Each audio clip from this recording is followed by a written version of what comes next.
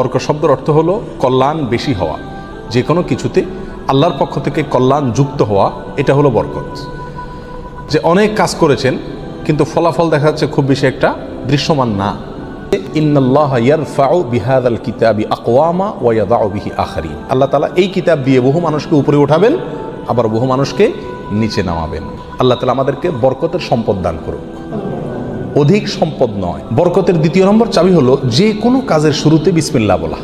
আলহামদুলিল্লাহ রাব্বিল আলামিন ওয়াসসালাতু ওয়াসসালামু আলা আশরাফিল আমবিয়া ওয়াল মুরসালিন নবিয়িনা মুহাম্মদ ওয়া আলিহি ওয়া আসহাবিহি আজমাইন, আম্মা বাদ। সমস্ত প্রশংসা মহান মালিক রব্বুল আলামিনের জন্য। দরুদ এবং সালাম নাজিল হোক তারই প্রেরিত রাসূল মুহাম্মদ মুস্তাফা সাল্লাল্লাহু আলাইহি ওয়াসাল্লাম, তার প্রতি এবং তার আলো আসহাব সকলের প্রতি। সম্মানিত ভাই বন্ধুগণ, আজ আমরা আলোচনা করব ইনশাআল্লাহ বরকতের চাবিসমূহ বিষয়ে। দুনিয়ার যে কোনো বস্তুতে যখন আল্লাহ সুবহানাহু ওয়া তাআলার পক্ষ থেকে কল্যাণ যুক্ত হয়, বিষয়টা যখন কল্যাণকর হয়ে যায়, উপকারী হয়ে যায়, তখন সেটা পরিমাণে অনেক অল্প হলেও আমাদের জন্য সেটা অনেক বেশি উপকার বয়ে আনে। অনেকে অনেক দীর্ঘ হায়াত পাইছেন কিন্তু দীর্ঘ হায়াতে তেমন কিছু করার সুযোগ পান নাই, তার মানে জীবনে বরকত হয় নাই। অনেকে প্রচুর পরিমাণ সম্পদ কামাই করেছেন কিন্তু সেই সম্পদ থেকে কোনো হিসাব খুঁজে পাচ্ছেন না যে কোথায় কি করলেন, বরকত নাই। অনেকে দেখা যাচ্ছে যে অনেক কাজ করেছেন কিন্তু ফলাফল দেখা যাচ্ছে খুব বেশি একটা দৃশ্যমান না, তার মানে বরকত নাই। এর বিপরীতে দেখা যায় একজন অল্প কামাই করছে, মাশাআল্লাহ, এর ভিতরে সে অনেক কিছু করে ফেলেছে। কারণ হলো তার এই কামাইতে কি ছিল? বরকত ছিল। এই কামাইতে আল্লাহ সুবহানাহু ওয়া তাআলার পক্ষ থেকে কল্যাণ ছিল। অতএব আমাদের জীবনে, আমাদের আমলে, আমাদের রুজিতে, আমাদের ইনকামে, আমাদের সন্তান সন্ততিতে, আমাদের সব কিছুতে আল্লাহ সুবহানাহু ওয়া তাআলার পক্ষ থেকে বরকত আসবে। বেশ কিছু আমল আছে, সে আমলগুলো করলে এগুলোকে আমরা এক কথায় বলতে পারি বরকতের 10টি চাবি। এই চাবিগুলো যদি আমরা ব্যবহার করি তাহলে ইনশাআল্লাহ বিদিনিল্লাহ আমাদের জীবন বরকতময় হয়ে যাবে। তার ভিতরে 1 নম্বরের চাবি হলো বরকতের ঈমান এবং তাকওয়া। প্রিয় ভাইয়েরা, যখন ঈমান এবং তাকওয়া কারোর মধ্যে থাকে তখন আল্লাহ সুবহানাহু ওয়া তাআলার পক্ষ থেকে বরকতের বারিধারা তার প্রতি বর্ষণ হতে থাকে। আল্লাহ সুবহানাহু ওয়া তাআলা কোরআন কারীমে বলেছেন, ওয়ালাউ আন্না আহলাল কুরা আমানু ওয়াত্তাকাউ লাফাতাহনা আলাইহিম বারাকাতিম মিনাস সামাই ওয়াল আরদ। যদি কোনো জনপদের লোকেরা ঈমান আনে এবং তাকওয়া অবলম্বন করে তাহলে আমি আসমান থেকে এবং জমিন থেকে, উপর থেকে নিচ থেকে, উভয় দিক থেকে বরকতের সমস্ত দুয়ার খুলে দেব। সম্মানিত ভাইরা, এই জন্যই দেখা যায় সারা পৃথিবীতে অন্য ধর্মের মানুষেরা, অমুসলিমেরা কোনো দিক থেকে অনেক বেশি সুখে শান্তিতে আছে বলে আমাদের কাছে মনে হয়, কিন্তু আসলে সুখে শান্তিতে খুব একটা নাই। বিভিন্ন জরিপ বলছে সুসাইড বা আত্মহত্যার পরিমাণ তাদের মধ্যে বেশি। আত্মহত্যা মানুষ তখনই করে যখন সুখের চাইতে দুঃখের পরিমাণ বেড়ে যায়। কিন্তু মুসলমানদের মধ্যে আত্মহত্যার পরিমাণ অনেক কম। মুসলমানরা বেশিরভাগই গরিব, অভাবী, তারপরেও তাদের মধ্যে আত্মহত্যার পরিমাণ কম। এটা একটা আলামত যে তাদের জীবনে কি আছে? বরকত আছে। কারণ ঈমান সামান্য হলেও আছে। আর যার জীবনে ঈমান নাই তাকে দেখবেন যে অনেক আট্টালিকাতে সে আছে, সুখের শান্তির অনেক উপকরণ তার কাছে আছে, কিন্তু আসলে সুখ শান্তিতে খুব একটা সে নাই। কারণ তার জীবনে কি নাই? বরকত নাই। এই জন্য কেউ যদি ঈমান আনে আর তাকওয়া অবলম্বন করে, এই দুটি জিনিস যদি কারোর ভিতরে থাকে তাহলে আল্লাহ সুবহানাহু ওয়া তাআলার ওয়াদা হলো আসমান এবং জমিন থেকে বরকতের সমস্ত দুয়ারগুলো তার জন্য কি করে দেওয়া হবে? খুলে দেওয়া হবে। এই জন্য ভাই, ঈমানকে খালেস করতে হবে শিরক থেকে, কুফরি থেকে, নেফাকি থেকে। শিরক, কুফর, নেফাক এগুলো থেকে ঈমানকে পরিচ্ছন্ন করতে হবে আর তাকওয়া অবলম্বন করতে হবে। তাকওয়া কি? তাকওয়া হলো আল্লাহর ভয়ে যে কোনো হারাম কাজ থেকে বেঁচে থাকা। আল্লাহর ভয়ে যদি আমি হারাম কাজ থেকে বেঁচে থাকার মানসিকতা আমার ভিতরে থাকে, যার ভিতরে যত বেশি থাকবে আল্লাহ সুবহানাহু ওয়া তাআলা তার জীবনকে তত বেশি বরকতময় করে দিবেন। বরকতের দ্বিতীয় নম্বর চাবি হলো যে কোনো কাজের শুরুতে বিসমিল্লাহ বলা। যে কোনো কাজের শুরুতে কি করা? বিসমিল্লাহ বলা। নবী আলাইহিস সালাম বলেছেন, তোমাদের মধ্যে কেউ যখন খানা শুরু করে এবং সে যদি বিসমিল্লাহ বলে তো শয়তান তার সাথে ওই খাবারে যোগ দিতে পারে না, ভাগ বসাতে পারে না। যেটুকু আছে সেটুকু তার জন্য কল্যাণ বয়ে আনে, কল্যাণ করা হয় খাবার। অনুরূপভাবে কেউ যদি বাসা বাড়িতে প্রবেশ করে বিসমিল্লাহ বলে ঢুকে, তাহলে সেই ঢোকার সময় তার সাথে কি হতে পারে না? শয়তান যোগ দিতে পারে না। অনুরূপভাবে প্রত্যেকটা কাজে বান্দা যখন ভালো কাজে যখন বিসমিল্লাহ বলে শুরু করে তখন শয়তান সে কাজে আর অংশগ্রহণ করতে পারে না। আর শয়তান যখন ইন্টারফেয়ার করতে পারে না তাহলে আল্লাহ সুবহানাহু ওয়া তাআলার পক্ষ থেকে সেখানে বরকত আসা খুবই সহজ হয়ে যায়, এটাই স্বাভাবিক। অতএব বিসমিল্লাহর পরিমাণ বেশি বলা। 3 নম্বর বরকতের চাবি হলো ভাই কোরআনে কারীমের সাথে সম্পৃক্ততা বাড়ানো। যে যত বেশি কোরআনের সাথে সম্পর্ক গড়বে তার জীবনে তত বেশি বরকত নেমে আসবে। যে ঘরে কোরআন তেলাওয়াত হবে, কোরআনের চর্চা হবে, কোরআনের শেখা হবে, কোরআন বুঝাবুঝি হবে, কোরআনের উপর আমল করার প্রবণতা থাকবে, অভ্যাস থাকবে, সেই ঘরে আল্লাহ সুবহানাহু ওয়া তাআলার বরকত তত বেশি আসবে। আল্লাহ সুবহানাহু ওয়া তাআলা কোরআন কারীমের ভিতরে বলেছেন, ওয়াহাদা কিতাবুন আনজালনাহু মুবারাক।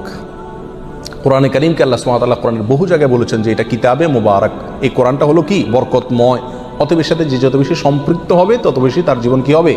বরকতময় হয়ে যাবে। নবী আলাইহিস সালাম বলেছেন সহিহ মুসলিমের হাদিসে, ইন্নাল্লাহা ইয়ারফাউ বিহাযাল কিতাবি আকওয়ামা ওয়া ইয়াদাউ বিহি আখারিন। আল্লাহ তাআলা এই কিতাব দিয়ে বহু মানুষকে উপরে উঠাবেন, আবার বহু মানুষকে নিচে নামাবেন। অর্থাৎ এই কিতাব কোরআন এটাকে যারা ফলো করবে আল্লাহ তাআলা তাদেরকে মর্যাদা বাড়াবেন, আর যারা ফলো করবে না তাদের মর্যাদা কমাবেন। বাহ্যিকভাবে মনে হবে সুখের সাগরে ভাসছে, আসলে দুঃখের কোনো অন্ত তাদের জীবনে থাকবে না। তাহলে বরকতের 3 নম্বর চাবি হলো কি?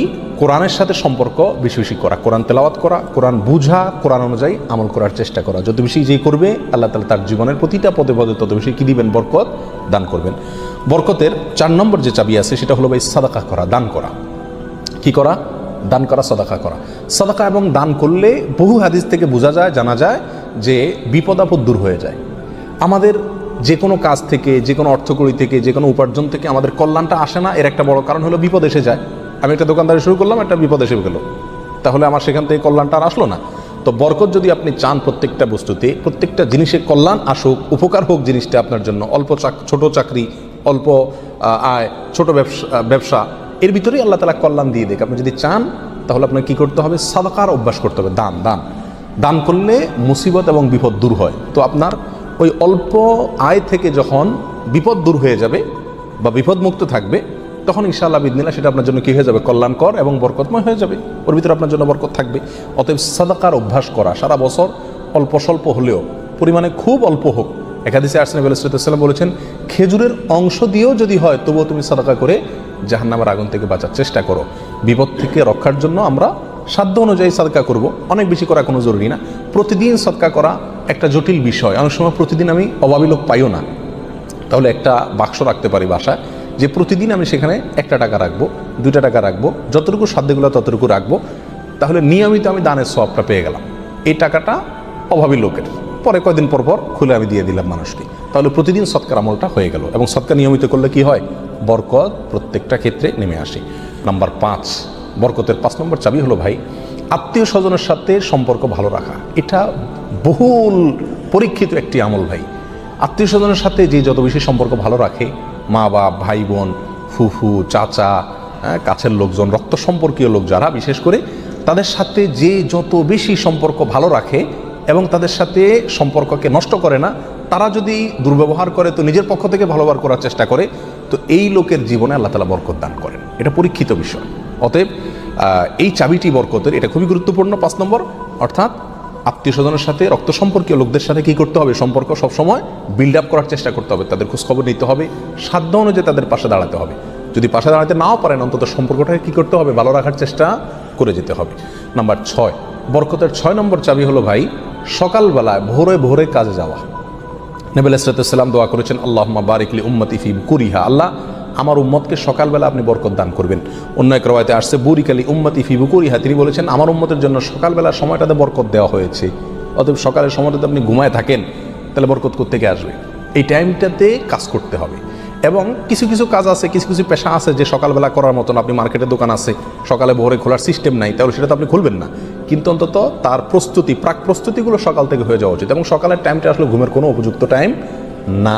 আপনি রাতে ভালো করে ঘুমান, বেশি করে ঘুমান, সকালে ঘুমাবেন না, দুপুরে ঘুমান, কিন্তু সকালে ঘুম এটা কোনো প্রশংসনীয় ঘুম নয়, স্বাস্থ্যের জন্য ভালো নয়, ইসলামী দৃষ্টি থেকেও খুব বেশি প্রশংসনীয় নয়। এই জন্য সকালবেলা যদি কাজে বের হওয়া যায় তাহলে ইনশাআল্লাহ জীবনে কি আসবে? বরকত আসবে। যে কাজই করেন আপনি সকালবেলা, সেই কাজে আল্লাহ তাআলা কি দিবেন? বরকত দান করবেন। নাম্বার 7, বরকতের 7 নম্বর চাবি হলো ভাই নিজে 5 ওয়াক্ত সালাত আদায় করতে হবে এবং পরিবারের লোকদেরকে সালাতের নির্দেশ করতে হবে। বহু লোক নিজে নামাজ পড়ে, কিন্তু বাচ্চা কাচ্চা, ফ্যামিলির লোকজন তারা নামাজ পড়ছে কিনা সে বিষয়ে কী করে না? খবর রাখে না। আল্লাহ সুবহানাহু ওয়া তাআলা কোরআন কারীমের ভিতরে বলেছেন, ওয়া উমুর আহলাকা বিস-সালাত, তুমি তোমার পরিবারকে নামাজের নির্দেশ করো। নিজে তো পড়তেই হবে, পরিবারকেও নির্দেশ করো। ওয়াসতাবির আলাইহা, এবং এটার উপর অটল থাকো, ধরে রাখো এটাকে। তাহলে কি হবে? লা নাসআলুকা রিজকা, আমি তোমাদের কাছ থেকে, আল্লাহ বলছেন আমি তোমাদের কাছ থেকে রিজিক চাই না, নাহনু নারযুকুকা ওয়াল আকিবাতু লিত্তাকওয়া, বরং এই কাজ করলে, আমল করলে আমি তোমাদেরকে রিজিক দিব, বরকত চলে আসবে ইনশাআল্লাহ। নামাজ নিজে পড়তে হবে এবং পরিবারকে নামাজের নির্দেশ করতে হবে। নাম্বার 8, বরকতের 8 নম্বর চাবি হলো ভাই তাওয়াক্কুল করা আল্লাহর উপরে, আল্লাহর উপরে ভরসা করা।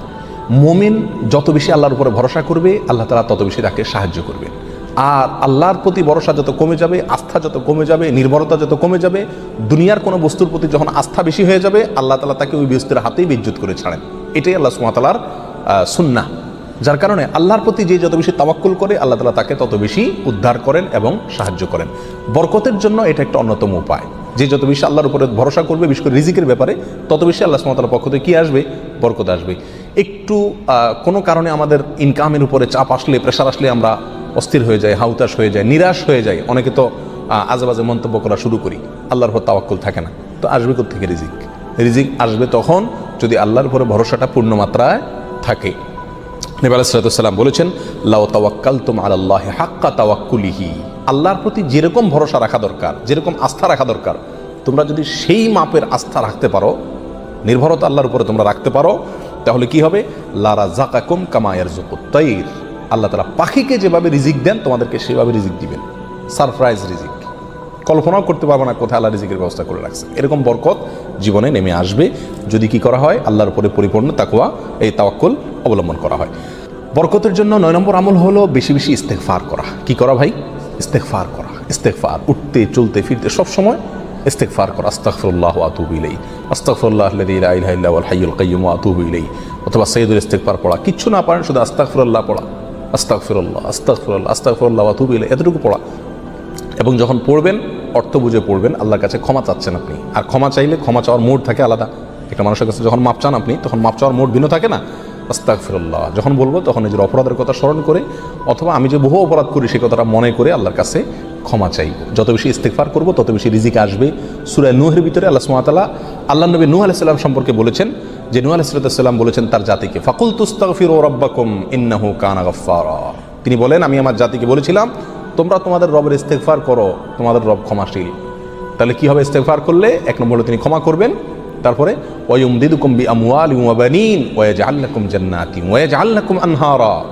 সম্পদ এবং সন্তান, পরিবার, এই দুইটা দিয়ে তোমাদেরকে শক্তিশালী করবেন, রিচ করে দিবেন, সমৃদ্ধ করে দিবেন।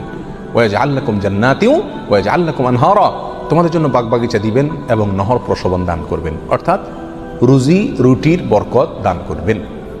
সম্মানিত ভাই বন্ধুগণ, তাহলে ইস্তেগফার করলে রুটি রুজির বরকত হয়, সম্পদে আপনার বরকত হয়, সন্তানে বরকত হয়, পরিবারে বরকত হয়। অতএব ইস্তেগফার বেশি বেশি করতে থাকতে হবে। নবী আলাইহিস সালাম বলেছেন মাল্লাজিমাল ইস্তেগফার, যে ব্যক্তি ইস্তেগফারকে ধরে রাখবে, সবসময় নিয়মিত ইস্তেগফার করবে, জাআলাল্লাহু মিন কুল্লি যিকিন মাখরাজা, সকল কঠিন মুহূর্ত থেকে বের হওয়ার জন্য আল্লাহ তাআলা তাকে পথ দেখাই দিবেন।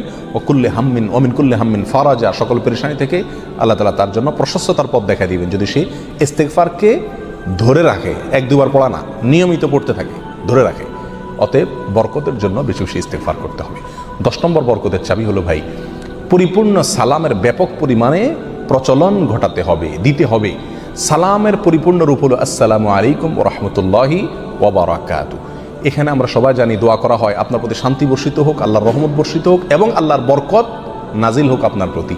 তাহলে আপনি যখন কারোর প্রতি সালাম দিচ্ছেন, পূর্ণাঙ্গ সালাম, আসসালামু আলাইকুম ওয়া রাহমাতুল্লাহি ওয়া বারাকাতুহু, তার মানে আপনি কেমন যেন তার জন্য বরকতের দোয়া করছেন, শান্তির দোয়া করছেন। আর হাদিসে আসছে কোনো মুসলিমের জন্য যদি আপনি বরকতের দোয়া করেন বা যে কোনো দোয়া করেন, তো ফেরেশতা আপনার জন্য দোয়া করে আল্লাহ এই বান্দাকেও আপনি দান করেন। তাছাড়া যাকে সালাম দিবেন তিনিও জবাব দিবেন। আপনি যেহেতু ওয়াবারাকাতু পর্যন্ত পড়বেন, তার জন্য উচিত হবে ওয়াবারাকাতু পর্যন্ত দেওয়া। সালাম যতটুকু দেওয়া হয় পরিপূর্ণ কমপক্ষে অতটুকু দিতে হয়।